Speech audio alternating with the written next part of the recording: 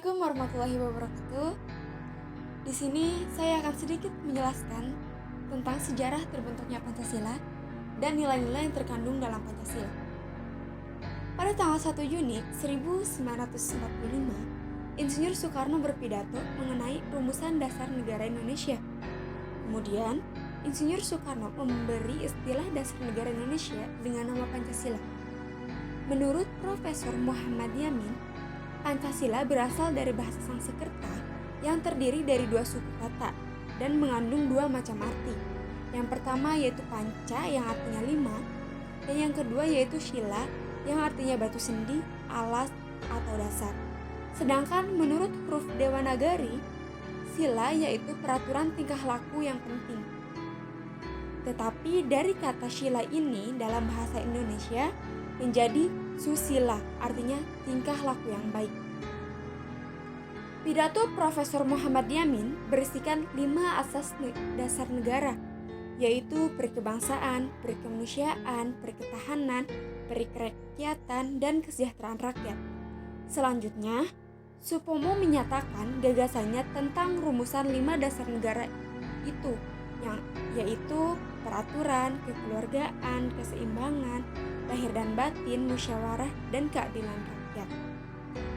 Pada tanggal 1 Juni ini, Insinyur Soekarno menyampaikan pidatonya pada sidang BPUPKI.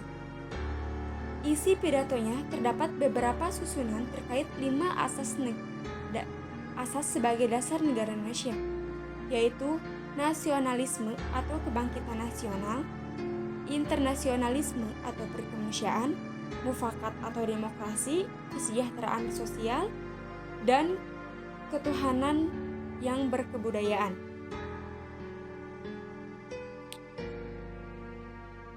Dasar Negara Republik Indonesia termuat di dalam alinea keempat pada pembukaan Undang-Undang Dasar 1945 yang dinamakan dengan Pancasila. Pada tanggal 1 Juni 1945 ditetapkan sebagai hari lahir Pancasila karena pada tanggal tersebut rumusan Pancasila sebagai dasar negara pertama kali disampaikan oleh Insinyur Soekarno.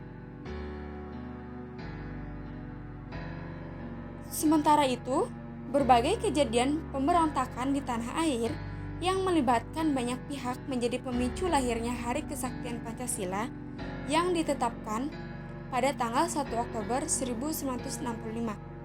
Melalui 2 hari bersejarah tersebut, sangat wajar tentunya saat ini Pancasila dijadikan sebagai landasan hidup bangsa Indonesia. Hal itu berarti setiap nilai-nilai yang ada di dalam sila Pancasila perlu dijadikan sebagai dasar dalam hidup bernegara. Terdapat 5 sila-sila atau yang biasa disebut Pancasila dirumuskan dalam pidato Bung Karno. Kelima sila tersebut mempunyai nilai-nilai yang harus ditanamkan dan diterapkan dalam kehidupan sehari-hari. Pertama, penerapan sila ketuhanan yang Maha Esa. Bintang emas merupakan simbol sila pertama dalam Pancasila, berbunyi ketuhanan yang Maha Esa. Sila pertama sangat mengutamakan aspek ketuhanan dalam setiap segi kehidupan. Adapun contoh penerapan Pancasila dalam kehidupan sehari-hari meliputi memiliki satu agama dan menjalankan peribadahan dari agama tersebut. Kepemilikan terhadap agama tersebut harus diikuti dengan ketakwaan pada Tuhan.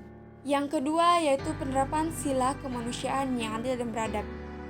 Rantai emas menjadi lambang dari sila kedua yang berbunyi kemanusiaan yang adil dan beradab. Sila kemanusiaan yang adil dan beradab mewakili keinginan bangsa Indonesia untuk berada di posisi setara dengan bangsa-bangsa yang lain di dunia ini.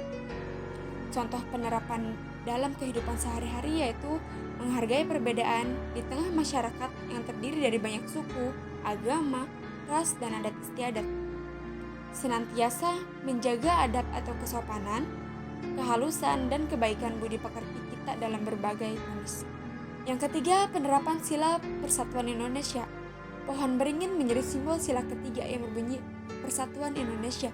Persatuan di antara rakyat Indonesia merupakan kekuatan dasar dalam mempertahankan keamanan dan pertahanan Indonesia dari ancaman, baik dari ancaman dalam maupun luar negeri. Penerapan dalam kehidupan sehari-hari yakni cinta terhadap tanah air demi menjaga persatuan dan kesatuan bangsa.